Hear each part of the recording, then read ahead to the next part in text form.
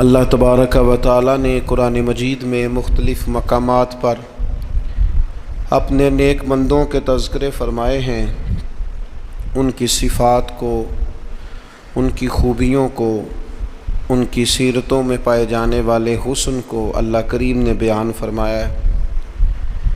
اور پھر اللہ کی طرف سے ان لوگوں کو جو انعامات ملتے ہیں، جو اللہ تعالیٰ کی ان پر خصوصی عنایات ہوتی ہیں، اس کو بھی مالک کریم نے بیان فرمایا ہے۔ اللہ کریم نے ارشاد فرمایا کہ ان الذین قالوا ربنا اللہ، فرمایا بے شک وہ لوگ جنہوں نے کہا کہ اللہ ہمارا رب ہے، ثم استقاموا، پھر وہ اس پر ڈٹ گئے۔ ان الذین قالوا ربنا اللہ، بے شک وہ لوگ جنہوں نے کہا کہ اللہ ہمارا رب ہے، ثم استقاموا، پھر وہ اس پر ڈٹ گئے۔ مالک پھر انہیں کیا ملے گا؟ فرمایا فلا خوف علیہم ولا ہم یحزنون، ان پر کوئی خوف نہیں اور وہ غمگین بھی نہیں ہوں گے۔ اللہ تعالیٰ ان کو عطا یہ فرمائے گا کہ ان کی زندگی سے ہر خوف، ہر غم، ہر حزن مالک کریم دور فرما دے گا۔ جنہوں نے کہا کہ اللہ ہمارا رب ہے اور پھر اس پر ڈٹ گئے۔ بہت سارے لوگ دین کا دعویٰ کرتے ہیں، اچھا مسلمان ہونے کا اعلان کرتے ہیں، بہت سارے لوگ خود سے بتاتے ہیں کہ میں بڑا بااصول ہوں، فلاں فلاں جگہ پہ میں بعض معاملات کے اندر بڑا سخت ہوں، لیکن ڈٹتے نہیں، کھڑے نہیں رہتے، استقامت اختیار نہیں کرتے۔ ہمارے صوفیاء فرماتے ہیں استقامت جو ہوتی ہے یہ کرامت سے بہتر ہوتی ہے۔ آپ کے اندر ڈٹ جانے کا مزاج ہو، آپ کی طبیعت کے اندر کسی جگہ کھڑے ہونے کا جذبہ ہو، آپ استقامت کے ساتھ کوئی کام کرنے کے عادی ہوں، یہ زیادہ ضروری ہوتا ہے۔ ہمارے ہاں کچی پکی سوچیں، 2-4 دن کسی کام کو کرنا ہے، پھر 2-4 دن کے بعد کوئی اور کریں گے۔ تو اپنی زندگی کے اندر استقامت پیدا کریں۔ استقامت سب سے بڑا فائدہ یہ کرتی ہے کہ خوف اور غم کو دور کر دیتی ہے۔ تو جو بندہ ٹینشن فری ہو جائے، جس کے غم سارے دور ہو جائے، خوف سارا نکل جائے، تو میرا خیال ہے یہ زندگی میں بہت بڑی نعمت ہے کہ خوف اور غم سے بندہ آزاد ہو جائے۔ تو قرآن مجید نے اس کا نسخہ یہ بیان کیا ہے کہ پہلے کہو ہمارا رب اللہ ہے، پھر اس پہ ڈٹ جاؤ۔ بہت سارے لوگ تھے جو ڈٹے، ان کی تعداد بہت زیادہ ہے۔ نبی پاک صلی اللہ تعالیٰ علیہ وسلم کے تمام صحابہ ڈٹ گئے دین پر، پوری طرح انہوں نے اپنے اپنے مقام پر سٹینڈ لیا، پوری طرح اپنے قبیلوں، اپنے گھر والوں، اپنے رشتہ داروں، اپنے گلی محلے والوں کی، برادری والوں کی سخت ترین مخالفت برداشت کی، سوشل بائیکاٹ ہوئے، اعصاب شکن باتیں انہیں سننے کو ملیں، لیکن وہ ڈٹ گئے۔ نتیجہ کیا نکلا؟ اللہ نے انہیں ہر خوف اور ہر غم سے آزاد فرما دی۔ یہ بہت سارے لوگ ہیں، ان کی بہت ساری تعداد ہے، لیکن کچھ لوگ اس جماعت میں امامت کے درجے پر فائز ہیں۔ ان میں ایک بڑا نام امیر المومنین سیدنا فاروق اعظم رضی اللہ تعالیٰ عنہ۔ مسند احمد میں نبی پاک صلی اللہ تعالیٰ علیہ وسلم کا فرمان موجود ہے۔ حضور فرماتے ہیں میری امت میں دین کے معاملے میں جو بندہ سب سے زیادہ سخت ہے وہ عمر ابن خطاب ہے۔ دین کے معاملے میں عمر کے مزاج کے اندر سختی ہے، یہ شدت کے ساتھ لوگوں کو دین کی طرف مائل بھی کرتے ہیں، رغبت بھی دیتے ہیں، جذبے کے ساتھ، انشراح صدر کے ساتھ، ذوق شوق کے ساتھ دین کے معاملے میں۔ ذات کے ہمارے اندر بھی سختی ہوتی ہے، شدت ہوتی ہے، لیکن زیادہ تر اپنی ذات کے معاملے میں ہوتی ہے۔ کوئی جو مرضی کرتا رہے، ہمیں اس سے کچھ لینا دینا نہیں، لیکن اگر ہمیں برا کہے گا پھر ایسا پوچھ نہیں لینا، پھر پورا مقابلہ نہیں کرنا، پھر گزر کے جائے کہاں، پھر تو دیکھ لینا کہاں تک بات جاتی ہے۔ تو حضرت فاروق اعظم رضی اللہ تعالیٰ عنہ کا یہ کمال تھا کہ انہوں نے پوری طرح طے کر لیا تھا کہ میرا دین ہی میرے لیے سارا کچھ ہے۔ دین کو اوڑھنا بچھونا بنا لیا۔ جب کچھ لوگ کچھ چیزیں طے کر لیتے ہیں پھر ان پر ڈٹ جاتے ہیں، تو ان لوگوں کی زندگی کچھ مشکلات سے ضرور گزرتی ہے، لیکن ان کے پاس کوئی رستہ تو ہوتا ہے نا۔ کوئی ان کے پاس راہ تو ہوتی ہے نا گزرنے، کوئی آگے بڑھنے کا رستہ تو ان لوگوں کو میسر آتا ہے نا۔ تو میرے عزیز یاد رکھیں گے اور اس بات پر ہمیشہ کاربند رہیں گے کہ دینی معاملات کے اندر، حدود اللہ کے مسئلے میں، نفاذ شریعت کے مسئلے میں، رب رسول کے قانون کے مسئلے میں سیدنا فاروق اعظم رضی اللہ تعالیٰ عنہ کے مزاج کے اندر بہت زیادہ اللہ تبارک و تعالیٰ نے جذبہ رکھا ہوا تھا۔ پھر دوسری بات یہ تھی کہ حضرت عمر فاروق رضی اللہ تعالیٰ عنہ نے نا دنیا داری کی طرف توجہ نہیں کی۔ انسان کی سب سے بڑی کمزوری یہ ہوتی ہے کہ جب وہ مال کی طرف مائل ہونے لگ جاتا ہے نا، جب وہ دنیاوی آسائشوں میں زیادہ الجھ جاتا ہے، جب اس کی توجہ زیادہ تر دنیا میں نت نئے آنے والی سہولت کی طرف بڑھتی ہے، نت نئے آنے والے فیشن کی طرف بڑھتی ہے، نت نئی آنے والی چیزیں اسے اپنی طرف مائل کرتی، تو وہ روحانی طور پر کمزور ہوتا جاتا ہے۔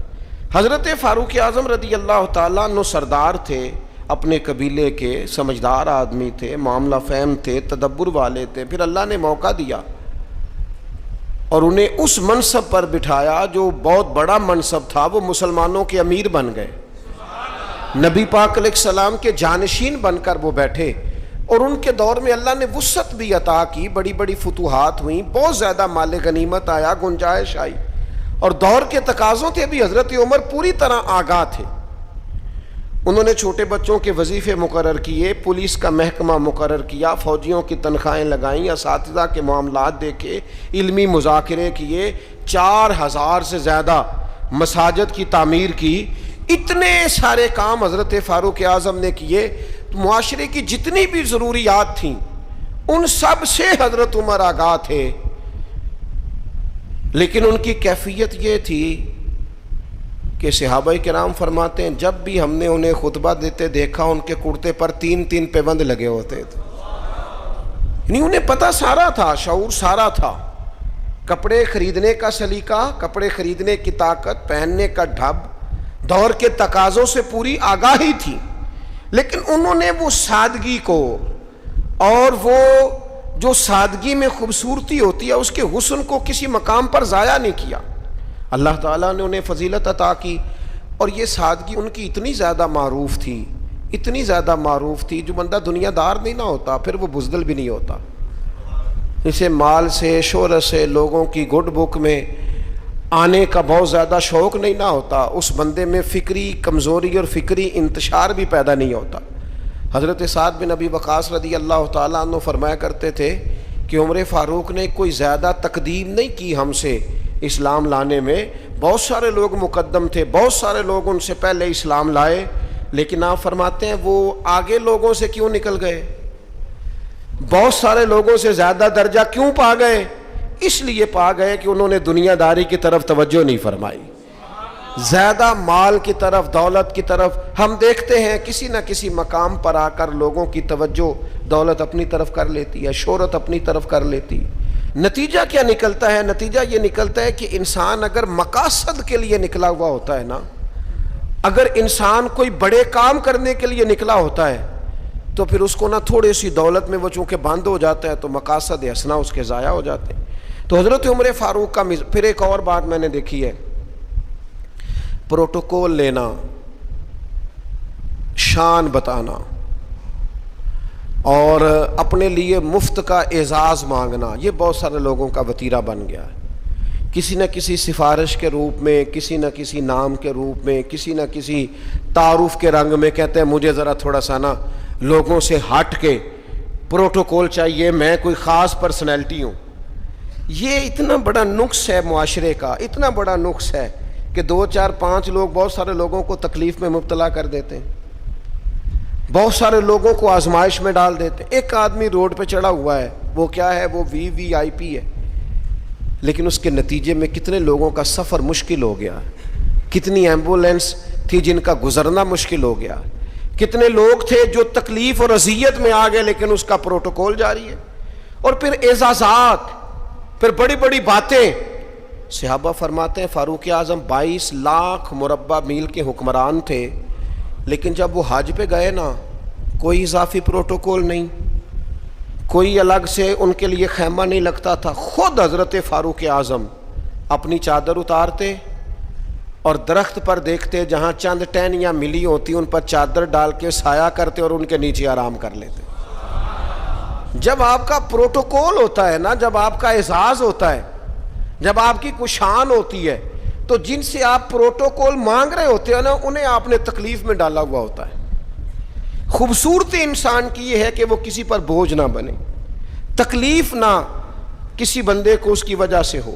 بعض لوگ آ جاتے ہیں نا کہیں تو مصیبت کھڑی ہو جاتی ہے، وہ گھر والوں سے طرح طرح کے مطالبات کرتے ہیں۔ تو سیدنا فاروق اعظم کی طبیعت میں کوئی پروٹوکول نہیں، کسی قسم کی کوئی تکلیف کسی کو دینا یہ حضرت عمر گوارا نہیں کرتے۔ پھر دوسری بات یہ تھی کہ مزاج کے اندر جو بہت زیادہ عاجزی تھی نا، جو انکساری تھی، بچے کھیل رہے تھے، اب بچے چھوٹے چھوٹے کھیل رہے ہیں اور ایک آدمی جو امیر المومنین ہیں، جو 22 لاکھ مربع میل کے حکمران ہیں، وہ آ گئے حضرت عمر، تو بچے ان کو دیکھ کے دوڑ پڑے، کھجوریں بچے کھا رہے تھے، تو حضرت عمر قریب گئے تو ایک بچہ کھڑا رہا، آپ فرمانے لگے بھائی تم کھجوریں توڑ رہے تھے؟ انہوں نے کہا نہیں حضور، ہم کھجوریں نہیں توڑ رہے تھے، بلکہ جو گری ہوئی تھی وہ ہم نے اٹھا کے کھائی ہیں۔ تو حضرت عمر نے تھپکی دی۔ اب وہ بچہ چھوٹا سا کیا کہتا ہے حضرت عمر سے؟ آپ شخصیت کا قد کاٹ دیکھیں، وقار دیکھیں، مقام دیکھیں، لیکن وہ چھوٹا بچہ عرض کرتا ہے امیر المومنین یہ میں نے نا کھجوریں بڑی مشکل سے زمین سے جمع کی ہیں، وہ جو کونے پہ سامنے بچے کھڑے ہیں بڑے شرارتی اور تیز ہیں، اور وہ اس طاق میں کھڑے ہیں کہ میں ان کے قریب سے گزروں گا تو وہ میری کھجوریں چھین لیں گے، حضور اب میں کیا کروں؟ تو حضرت عمر کہنے لگے کرنا کیا ہے، میں تیرے ساتھ چلتا ہوں، تجھے گھر چھوڑ کے آتا ہوں۔ یعنی اتنا ٹائم ہے اتنے بڑے آدمی کے پاس کہ ایک بچے کو کہے چل تجھے گھر چھوڑ کے آؤں۔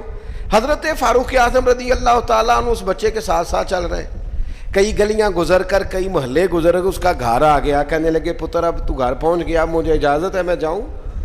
کسی جگہ مزاج میں، کسی کونے میں، کسی جگہ یہ بات نہیں پیدا ہونے دی کہ میں کوئی چیز ہوں۔ ہمارے ہاں بہت سارے لوگ ہیں 6 تو کارڈ رکھے ہوئے ہیں۔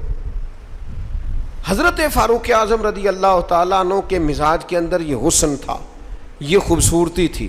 یہ خوبصورتی ہوتی ہے کہ انسان بڑا ہو پر اپنے آپ کو بڑا سمجھے نا، اس کا بڑا اونچا قد ہو لیکن وہ زمین پہ بیٹھنا پسند کرے، علمی فکری صلاحیتیں بہت زیادہ ہوں لیکن اس شخص کا مزاج یہ ہو کہ کسی جگہ اس بندے سے مل کر انسان اپنے آپ کو چھوٹا محسوس نہ کرے۔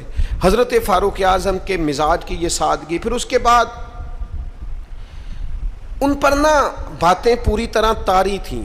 میں بڑی معذرت کے ساتھ عرض کروں گا، آج لوگوں نے دین کے کپڑے پہنے ہوئے ہیں، وہ دیندار نہیں ہیں، انہوں نے دین کا لباس پہنا ہوا ہے لیکن دیندار نہیں ہے، انہوں نے دین کا تعارف اپنے ساتھ لگایا ہوا ہے، سابقہ اور لاحقہ لگایا ہوا ہے، میں فلاں صاحب ہوتا ہوں، لیکن ان کی گفتگو، ان سے اٹھنا بیٹھنا، ملاقات کرنا وہ ثابت نہیں کرتا کہ یہ بندے دیندار ہیں، انداز نہیں بتاتے۔ دیندار کے لہجوں سے بھی دین چھلکتا ہے، اس کے اخلاق سے، گفتگو سے دین کی خوشبو آتی، لیکن انسان کہے کہ چونکہ میری پگڑی بڑی ہے لیکن ہے صرف پگڑی تو مجھے دیندار مانو، میری وضاقتہ صرف دینداروں جیسی ہے، تو یہ نہیں ہوتا۔ میں رات ایک جگہ پہ کہہ رہا تھا کہ رسول پاک صلی اللہ تعالیٰ علیہ وسلم کا جو اخلاقی کمال ہے نا، حضور علیہ الصلوۃ والسلام نے جو اخلاقی قدروں کو عروج دیا ہے، وہ قدریں ہمارے اندر پیدا ہوں گی تو پھر پتہ چلے گا ہم کتنے دیندار ہیں۔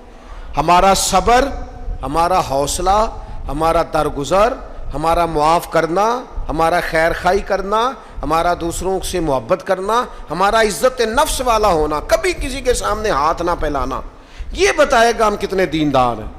ہمارے کردار کی عظمت بتائے گی ہم کتنے دیندار ہیں۔ لیکن اگر ہمارے مزاجوں میں یہ چیزیں موجود نہیں تو پھر ہم جبراً تو کسی کو منوا لیں گے لیکن وہ جو اعلیٰ اخلاقی اقدار ہیں وہ نہیں ہوں گے۔ حضرت عمر کا یہ کمال ہے کہ ان پر پوری طرح دین نافذ تھا، طبیعت اور مزاج پر نافذ تھا۔ تو انسان اپنے بچوں کو ہمیشہ وہ چیز دیتا ہے جو اسے سب سے زیادہ اچھی لگتی ہے۔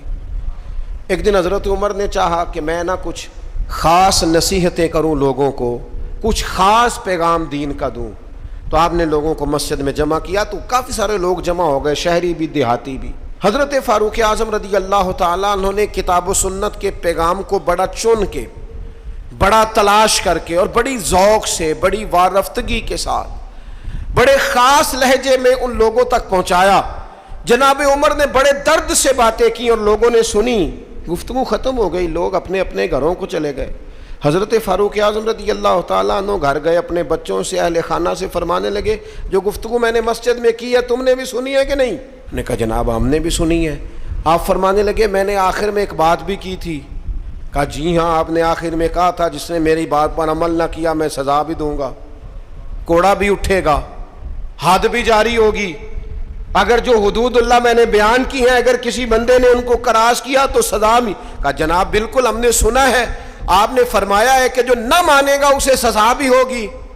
تو عمر کہنے لگے اب تم ایک بات اضافی سن لو، وہ جن کو میں نے تقریر سنائی ہے نا اگر وہ نہیں مانیں گے تو سزا سنگل ہوگی، اور اگر عمر کے گھر والے نہیں مانیں گے تو پھر سزا ڈبل ہوگی۔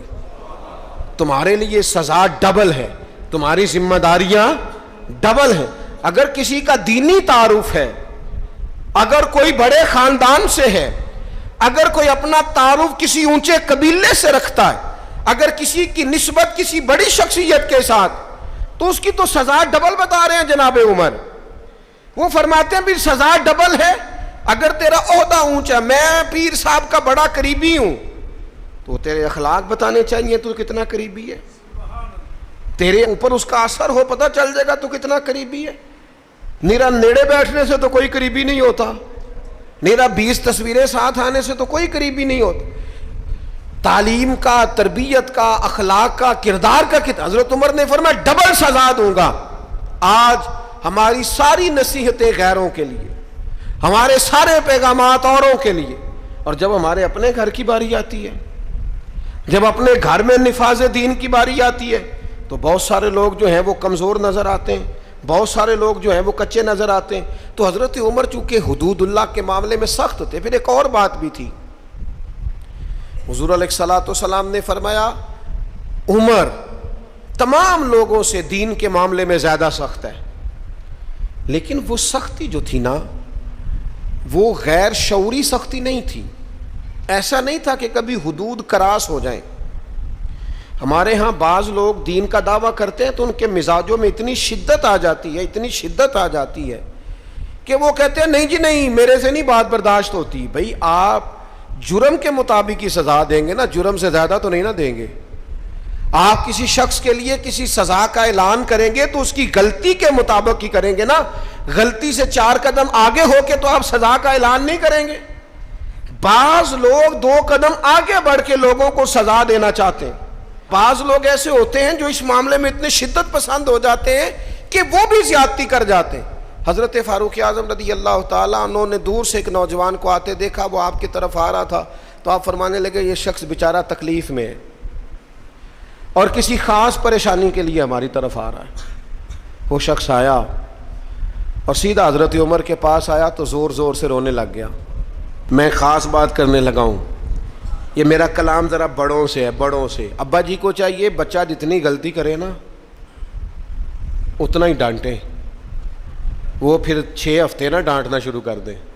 استاد صاحب کو چاہیے کہ جتنی بچے کی کمزوری ہے نا، مجھے پتہ ہے سب سے زیادہ کس بات سے تکلیف ہوتی ہے، آپ کے بچے نے غلطی کی ہے، آپ اپنے بچے کو ڈانٹ لیں، سمجھا لیں، آپ کسی اور کے سامنے اس کی تذلیل کبھی نہ کریں، یہ زیادتی والی بات ہے۔ آپ اسے رسوا نہ کریں، بتائیں کسی ایسے شخص کو جس سے آپ کو امید ہے کہ آپ کو مشورہ دے گا یا اسے سمجھائے گا، لیکن گلی گلی کھڑے ہو کے اپنے آپ کو مظلوم ثابت کرنے کے لیے اس کی توہین نہ کریں، یہ انداز درست نہیں ہے۔ اس سے بچوں کی انسلٹ ہوتی ہے، وہ کمزور پڑ جاتے ہیں، ہر جگہ رونا رونا میرے بچے اچھے نہیں، میں بڑا پریشان ہوں۔ کیا بات کر رہے ہیں آپ؟ یہ بچہ تو آپ کی کمائی ہے، اساس ہے، حسن ہے، نسل ہے، اصل ہے، اور اس قدر زیادہ تکلیف دینا، جگہ جگہ شکایتیں، جگہ جگہ باتیں۔ ہمارے بچے ہمارے ہیں نا، تو ان کی عزت کس کی ہے؟ کیوں ہم گلی گلی اپنے بچوں کی رسوائی کرتے ہیں؟ کیوں کمزوریاں؟ اور جن کو ہم خیر خواہ سمجھ کے بتا رہے ہوتے ہیں نا، وہ آگے جا کے مزے لے لے کے بتاتے ہیں، تو نقصان کس کا ہوا؟ ہمارا، ہمارے قبیلے کا، ہمارے گھر کا۔ یہ دیکھیے ذرا، حضرت عمر رضی اللہ تعالیٰ عنہ مزاج کے لحاظ سے سخت ہیں، ایک نوجوان آیا, اس نے آ کے رونا. یہ پہلو آپ نے ضرور یاد رکھنا ہے میرے سیدنا فاروق اعظم کا. ہمارے امام, ہمارے قائد, ہمارے لیڈر, رہنما, مقتدا حضرت فاروق اعظم رضی اللہ. یہ انداز ضرور یاد رکھیے گا. حضرت عمر فاروق کا یہ طبقات ابن سعد میں موجود ہے. نوجوان آیا اور آ کے رو ہی پڑا. حضرت عمر نے اس کو روتے دیکھا تو فرمایا بیٹا کیا ہوا؟ کہنے لگے حضور فلاں علاقے کے فلاں گورنر صاحب کا مسئلہ ہے. حضور مجھ سے غلطی ہو گئی تھی, میں شراب پی بیٹھا تھا, انہوں نے مجھے درے بھی مارے ہیں. پھر انہوں نے لوگوں سے کہا اس کے ساتھ میل ملاپ چھوڑ دو, کوئی اس سے بات نہ کرے. حضور مجھ سے غلطی ہو گئی, میں مانتا ہوں, پر اتنی اذیت, اتنی تکلیف, جب مجھے سزا مل گئی, کوڑے لگ گئے, تو پھر یہ الگ سے جو سزائیں مجھے دی گئیں, یہ میں حضرت عمر کی بات کر رہا ہوں. میں نے جب یہ پڑھا تھا تو میں رو پڑا تھا. حضرت فاروق اعظم نے اس نوجوان کی بات سنی. سنو میں کیا کہہ رہا ہوں, اس گناہگار کی بات سنی, اس گناہگار کی بات سنی تو حضرت عمر رو پڑے اور فرمایا بلاؤ نا ان گورنر صاحب کو.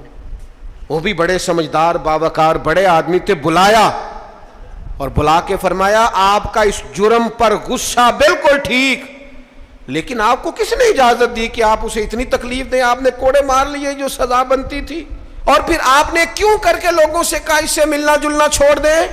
فرمایا اب میں آپ کو حکمن کہتا ہوں, اگر آج کے بعد آپ نے کوئی ایسا کام کیا تو میں آپ کو سزا دوں گا. فرمانے لگے آپ نے کہا تھا نا لوگ ان سے ملے جلے نہ. فرمایا اب آپ ہی لوگوں سے کہیں ان سے ملاقات شروع کریں. جب انہوں نے توبہ کر لی, اپنا گناہ مان لیا, جب اقرار کر لیا, معافی مانگ لی, اب سزا کا کیا معنی ہوا, اب تکلیف کا کیا معنی ہوا؟ سیدنا فاروق اعظم رضی اللہ تعالیٰ عنہ فرمانے لگے اگر یہ سچی توبہ کر لے تو پھر تو ان کی گواہی بھی قبول کی جائے گی, ان کی گواہی تک ہم قبول کریں گے. وہ کسی نے کہا تھا الجھے الجھے بکھرے بکھرے روز و شب دیکھے گا کون, لوگ تیرا جرم دیکھیں گے سبب دیکھے گا کون.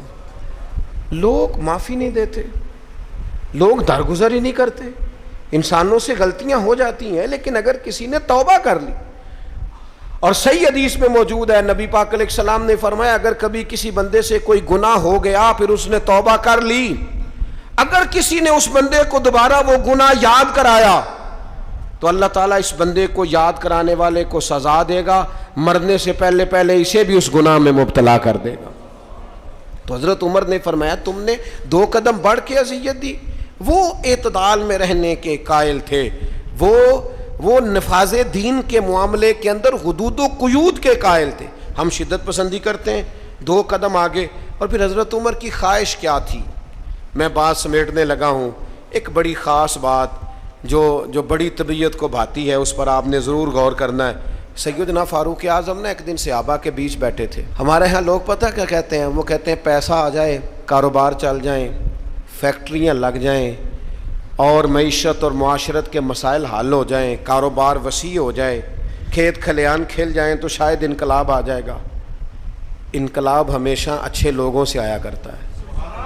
فیکٹریوں کے بہتر ہونے سے زیادہ ضروری یہ ہے کہ قوم دیانتدار ہو جائے. کاروبار تو چل ہی جائے گا, لیکن اس سے پہلے ضروری یہ ہے کہ لوگ جد و جہد والے ہو جائیں, اخلاق والے, عبادت والے ہو جائیں. حضرت عمر بیٹھے تھے صحابہ کے درمیان, فرمایا بھئی اپنی اپنی خواہش کا اظہار کرو. تو ایک صحابی کہنے لگے میرا دل کرتا ہے میرے پاس بہت زیادہ سونا چاندی ہو, سارا اللہ کے رستے میں خیرات کر دوں.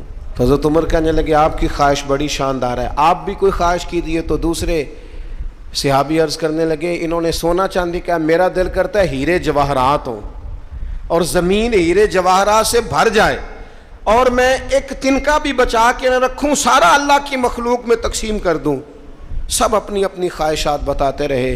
حضرت عمر رضی اللہ تعالیٰ عنہ فرمانے لگے تم سب کی خواہشات بجا ہیں, لیکن اگر مجھ سے پوچھو نا تو میرا دل کرتا ہے زمین بھر جائے حضرت معاذ ابن جبل جیسے لوگوں سے. میرا دل کرتا ہے زمین بھر جائے حضرت ابو عبیدہ بن جراح جیسے لوگوں سے. میرا دل کرتا ہے زمین بھر جائے حضرت سالم مولا جیسے لوگوں سے. میرا دل کرتا ہے ان جیسے لوگوں سے زمین بھر جائے اور میں ان سب کو اللہ کی فرما برداری کے کاموں میں لگا دوں. رجال کار پیدا ہوں, اچھے لوگ پیدا ہوں, مردان خدا پیدا ہوں, وہ لوگ پیدا ہوں جن کے کردار کی خوشبو سے زمانہ مہک اٹھے. حضرت عمر فرمانے لگے میرا جی چاہتا ہے ان لوگوں سے زمین بھرے اور ان لوگوں کو ہم اللہ کی فرما برداری میں لگائیں۔ تو حضرت عمر نے ہمیں یہ سبق پڑھایا کہ چاندی اور سونا بڑا آ جائے، دودھ اور شہد کی نہریں بھی بہہ جائیں، لیکن اگر دیانتدار قیادتیں موجود نہ ہوں، اگر قوم امانت داری سے، تقوی سے، محنت سے، جد و جہد سے آری ہو تو انقلاب کیسے آئے؟ ہمیں سبق دیا کہ رجال کار تیار کرو، تعلیم و تربیت کے ساتھ ایسے لوگوں کو تیار کیا جائے جن کا اخلاق دین کے مطابق ہو، کردار دین کے مطابق ہو، سوچوں پہ اللہ کے خوف کا پیرا ہو، ان کی زندگی نکھری ہوئی ہو، سجی ہوئی ہو، سنوری ہوئی ہو۔ ایسے لوگ جب امت تیار کرنے میں کامیاب ہو جائے گی، مزاج بن جائے گا، پھر دیکھیں گے کہ انقلاب کس عظمت کے ساتھ، کس بلندی کے ساتھ آتا ہے۔ ان اعلیٰ کردار والے لوگوں کو تیار، اور وہ اعلیٰ کردار والے لوگ تیار کیے جا سکتے ہیں، اپنے ادارے میں تیار کیے جائیں، اپنی خانقاہ میں تیار کیے جائیں، مسجد میں تیار کیے جائیں، کچھ نہ ہو سکے تو اپنے گھر میں اپنے بچے تیار کیے جائیں، ان کو کردار کی بلندیاں اور عظمتیں سکھائی جائیں۔ یہ بات، یہ ابلاغ اگر آگے ہونے لگ جائے تو پھر شعوری بلندی اور شعوری پختگی آئے گی۔ یکم محرم الحرام سیدنا فاروق اعظم رضی اللہ تعالیٰ عنہ کا یوم شہادت ہے۔ کوشش فرمائیے گا اپنے اپنے گھروں میں، اپنے اپنے علاقوں میں حضرت عمر کی یاد منانے کی کوشش کی جائے، ان کا تذکرہ کیا جائے۔ ان کی باتیں چاند سے زیادہ ٹھنڈی، سورج سے زیادہ روشن ہیں، ان کی باتیں اللہ کے لشکروں میں سے لشکر ہیں، ان کا تذکرہ ہمیشہ خوشبودار ہے، ان کی گفتگو ہمیشہ دینی جذبہ پیدا کرتی ہے، ان کی باتیں انسان کو اللہ کی اطاعت اور فرما برداری کے قریب لاتی۔ حضرت فاروق اعظم رضی اللہ تعالیٰ عنہ کے تذکار جمیلہ سے، ان کی گفتگو سے، ان کی باتوں سے اپنے دل کو بھی ٹھنڈا کیا جائے اور اپنے ماحول کو بھی خوبصورت بنایا جائے۔ اللہ تعالیٰ ہمیں ان بزرگوں کے فیض سے فیض یاب فرمائے۔